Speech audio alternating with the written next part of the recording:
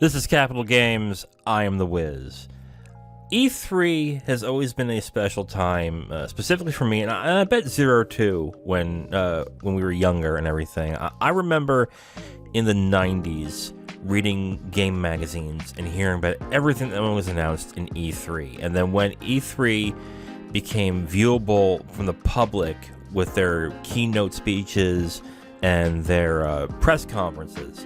It felt like a really special time, especially when you're into video games, because you get to see all the new games that came out around that time. And I've got a lot of memories to think about around E3 time. The reveal of Halo 2, when, that's interesting in itself, because not only remember the announcement, I remember watching a G4 at the time and cutting to commercial and hearing an Adam Slusser getting pissed when it was going on. That was funny. I remember a lot of the great Nintendo press conferences and the cringy ones as well. Who can forget the Wii Music press conference and how terrible that was? I've got so many different memories involving E3 in that, and I think a lot of people do too, especially older gamers like me. I'm in 40 right now. I think a lot of people have a lot of fond memories with E3, and wanting the desire to go to E3 and check everything out was a big dream for a lot of people, to want to experience that, the hustle and bustle, and to go into that thing and play new games that are coming out. Like, it was really exciting, and it was not only exciting, but it also was a bellwether for what the next year was going to be for the next 12 months. And a lot of pontification, a lot of talk, chatter, and everything about what the big games are going to be. Is this game doing well right now? Is that going to be delayed? E3 was vitally important for the gaming industry, not only business-wise, but just socially as well. It really became a vitally important thing in the industry. Until about 2012, 2013, I think would be around the time. I might be getting the dates wrong, but then there was a period of time where companies were starting to want to shy away from ESA and E3, and they would start doing their own thing. But they wouldn't turn around and say, well, we're not going to E3, we're going to have our own thing at another location that is near E3. So we're in the vicinity of E3, but we're not going to be on the show floor. I know EA did that. Very famously, Sony ended up doing that after a certain point. I think after they announced Last of Us 2. And it's been slowly showing a bunch of other companies trying to get out. Nintendo was another one that didn't do press conferences anymore, but they still chose to be at E3 in the physical sense in this one. So before the pandemic was really starting to show that E3 was having a lot of issues getting people to come back and be part of the event. Either they had issues with the dues, or they had issues with what ESA was doing with E3 and what its identity was. A lot of people had a ton of issues, and then the pandemic just threw a real monkey wrench into things, and we haven't had an E3 since. Now, Summer Games Fest has taken up the mantle to a certain extent by providing a space where game publishers can go ahead and announce things in the same package as an E3 press conference, but it isn't quite the same. But it's still something that people enjoy watching, and I think it's still vitally important to have around this time, where gamers are conditioned to know that at this time in June, a whole mess of announcements are going to happen. So we need to pay attention and stay tuned so we can all be part of the social discussion about what's going on in the game industry and what was announced. Before I get into the news of what happened this week, I want to just put out my feelings towards E3 in general. I've talked about this before when Zero was here. I've said it online and on Twitter, and I'll just reiterate. I think an E3 week, or some kind of E3 thing, is vitally important for the gaming industry. You need to have a week where people celebrate what's coming up in the future when it comes to video games. Other industries do this. The music industry. I know movies had Show West for a while. I think it's called something different now. CES is part of the tech landscape that shows different things that are coming up in the pipeline. For a vital industry that is entertainment-based, it is important to get people excited about the future and what's coming up.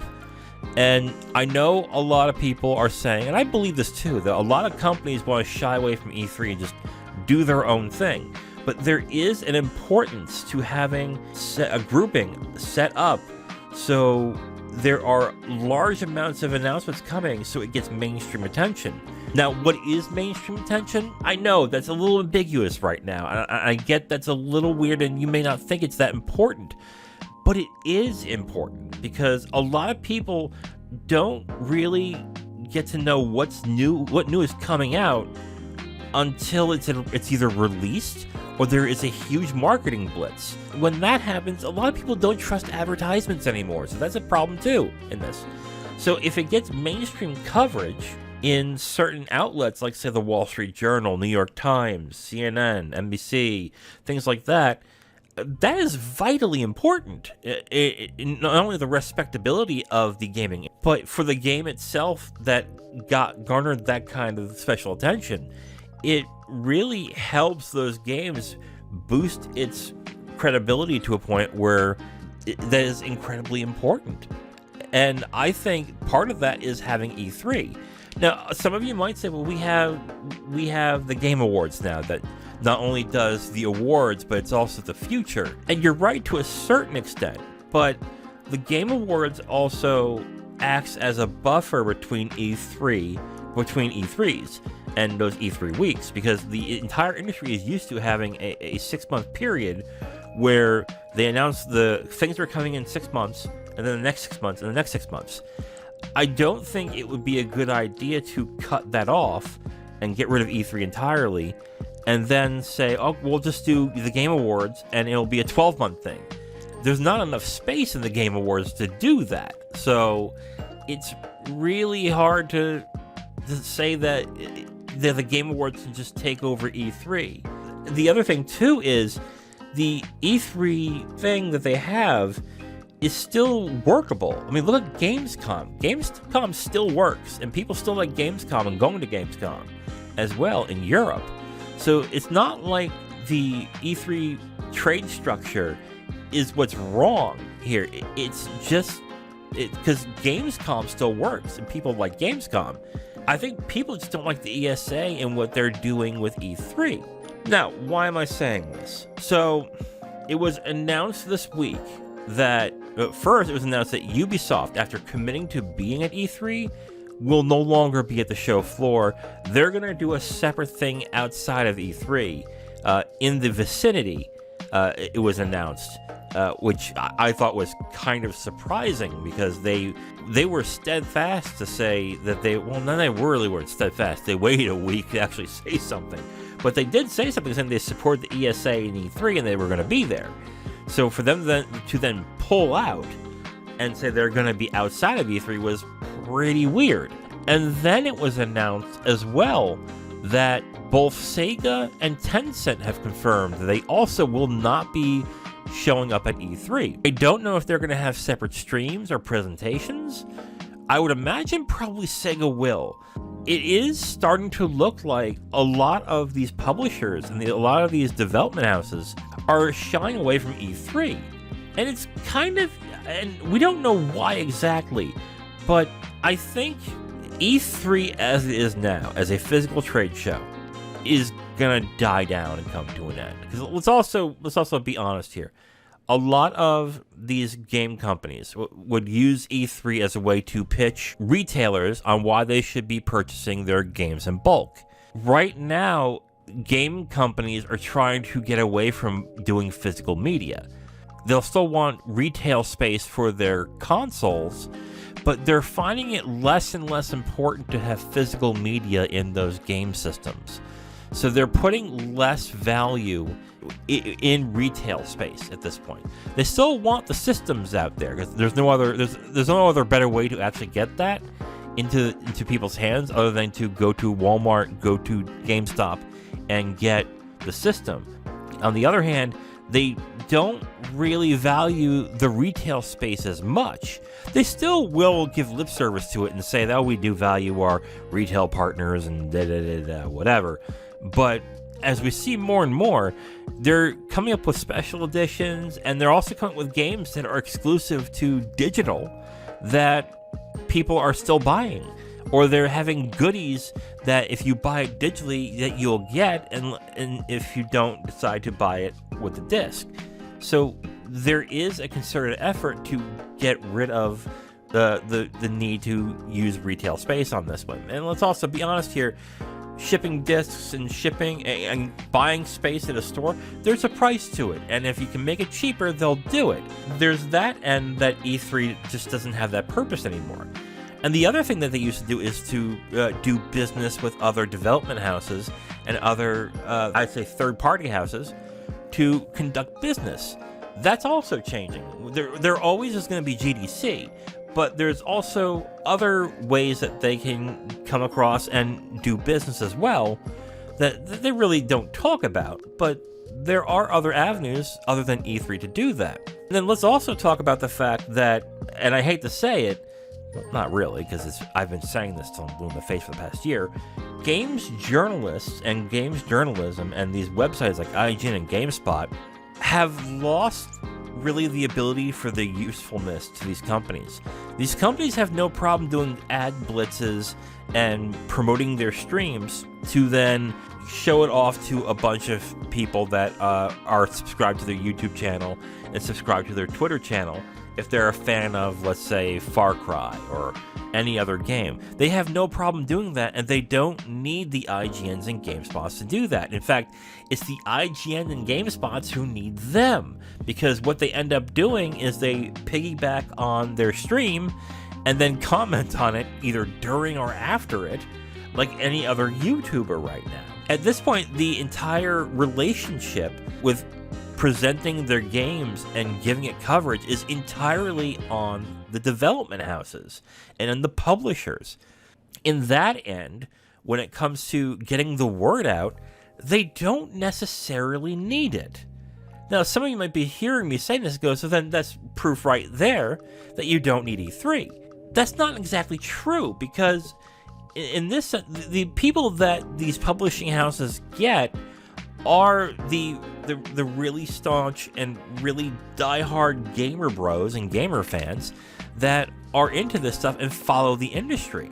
If they were to give that up on E3, they're missing out on a core base that would get more mainstream attention. Because let's face it here, I know a lot of you will point out, and it's true, gaming makes more money per year than any other entertainment industry. Bearing in mind that it's much more expensive to play games, but they make more money. You can put in the biggest money-making movie of the year last year, which was Top Gun Maverick. Okay, I think it made like $2 billion. And there's 5 games that have beaten that in sales. It's true. It's entirely true. But when it comes to mainstream respectability, gaming still has that big problem where there's a big stigma behind it. That not only is it just for kids, but even if you wanted to get into it and you've never tried it before, it's hard because you have to deal with the controller, and that's odd to manage. Or if I'm on PC, it's kind of weird to play a game with a keyboard and mouse. That seems kind of odd. That seems kind of intimidating. As much as a lot of people like to say, "Oh, we're mainstream, we're incredibly popular," you're really not. No one really. And again, I know people are going to be like, oh, but the Game Awards got X amount of streams and the sales. No, but you don't understand. You don't have the cultural zeitgeist that movies, TV shows, books, sports has, okay? Everyone will talk about, with no problem, sports, movies, TV shows. But to this day still, if you talk about a game, unless it's Call of Duty, you're kind of looked at weird if you're an adult. And that hasn't changed. And the only way that can change is to get more mainstream exposure and to get more mainstream coverage and for it to be shown on more mainstream outlets that it is an important and vital entertainment medium in this country. And if you don't have that, and people are still, and that's another thing with gamers, they like to gatekeep. If you still gatekeep that as, only true gamers, blah, blah, blah, like this, you're not going to gain the respectability that they want. And as a business, the gaming industry still needs it in that. They still need that respectability, because I know a lot of you will point out, X amount of sales, and all the money it's making, and this and that, blah, blah, blah.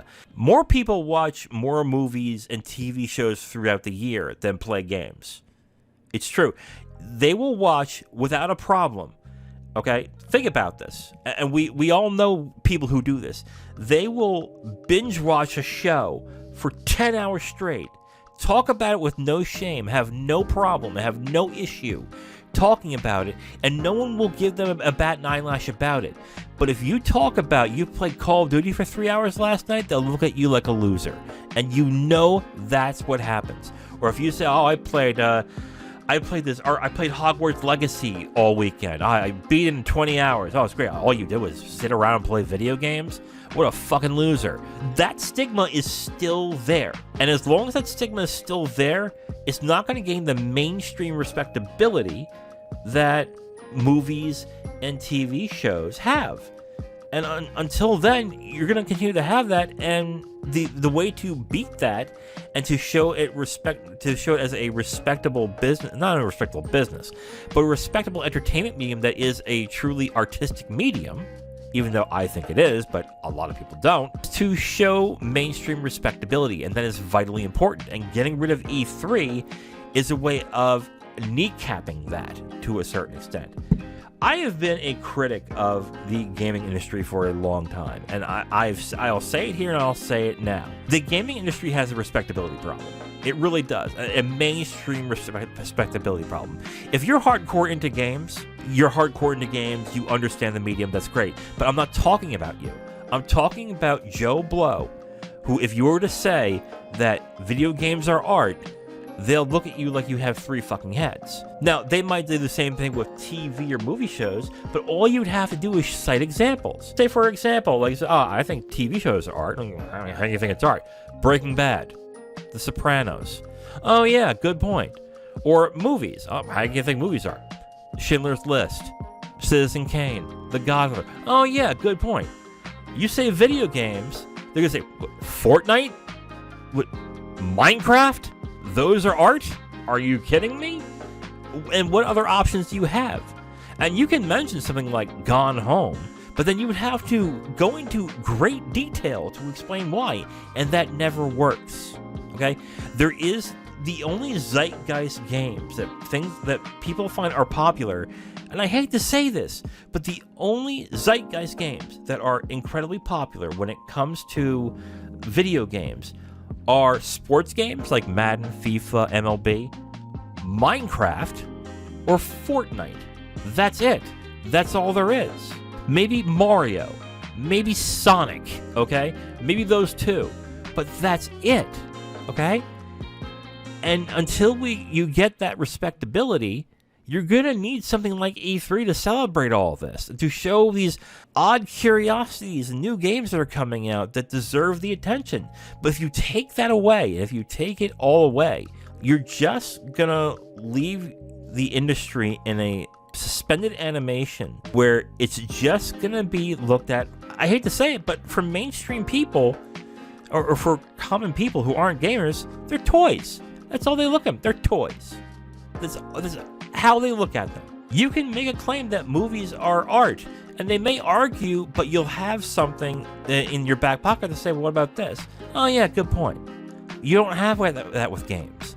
You can claim, well, what about God of War? It takes 30 hours to beat God of War, okay? It takes 30 hours. It takes 2 hours to watch a movie. And on top of playing God of War for 30 hours, you need to use the controller. Okay, and then what are you showing in commercials about that? The violent fights, angry muscular man, and all these weird these things that are in common mainstream movies. So all they'll say is, okay, so you just made an action movie and made it playable. Okay, whatever. Are you gonna tell me Bad Boys is art now? Are you gonna tell me that Fast and the Furious is art? Come on, really? Come on, guys. be serious now.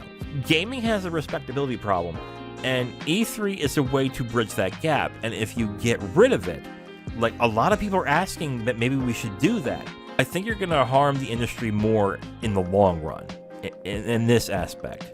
But yeah, that's my opinion on it. I think the holiday of E3, the week where everyone announces a whole bunch of things in a set period of time, I think needs to stay. Maybe the E3 physical, the physical thing, the convention needs to go. Maybe that's what needs to go. And I don't think I'd mind that, really. When it comes to, I think the holiday and the announcements and the hype and the mainstream attention, the mainstream press that get involved, that's invaluable, and you have that right now. And if you decide to get rid of it, you're going to miss it. You're not going to get it back. So I would say if you want to stay away from ESA and E3 and just have a week where everyone in the industry decides we're going to make big announcements at this week in June, great, do that. But to then turn around and say, well, I don't want to spend the money, or I don't want to compete with other people, that just sounds silly. You're going to harm yourself in the end when it comes to mainstream respectability. And I know these companies really don't care because they only think of this as a business and they only think it in terms of dollars. When it comes to culture, when it comes to being a part of the culture, this is really the best way that video games can stay in the culture in this case. And video games are only in the culture when it comes to controversy or with, hey, isn't this neat that video games make money? Like, that's it. That's all you get. You never hear on mainstream press about how brilliant God of War is or how amazing Elden Ring is. You never hear it. All you hear about is, should we be allowing people to play games with such realistic violence? Or something along the lines of, what is your 10-year-old talking to when playing Fortnite? That's all the coverage mainstream that we get, that the gaming industry gets. And it's not going to change unless we become more mainstream and we get more mainstream coverage. Not become more mainstream, I shouldn't say that. But when we get more mainstream coverage, that's the only way it's going to change. And if you get rid of E3, it's going to be a net loss in so many ways that you guys aren't, I think a lot of people are not seeing. What do you think? Do you think that the E3 holiday should go away? Do you agree with me? Do you have other thoughts that you might have on this? Leave a comment below on Twitter, Facebook, or on the YouTube channel. Or if you have a thought, you can email us at zerowizcast@gmail.com. Until then, we're going to have the weekly dividend on Friday. I should be good to go at that point. I'm not sure what I'm playing right now. I got a bunch of games I would like to try out that I haven't gotten a chance to play. So we'll see what happens with that when it comes to the weekly dividend, but I'll figure something out. So weekly dividend is Friday. We did a movie review on the Movie Club Tuesday of Wong Kar-wai's Chungking Express. Thursday, me and Kim are doing a review of A Hard Day's Night, so that should be interesting. So if you are interested in those, check those things out. Until then, this is Capital Games. I am the Wiz. Talk to you next time. Bye. Thank you for checking out Capital Games, where we cover the business side of the video game industry. Please like, subscribe, and comment if you enjoyed the video. You can also subscribe to the podcast if you prefer to have it on your podcast feed. And check us out on our socials and email us if you have a question, comment, or suggestion. Thank you for watching and listening. We'll hear from you next time.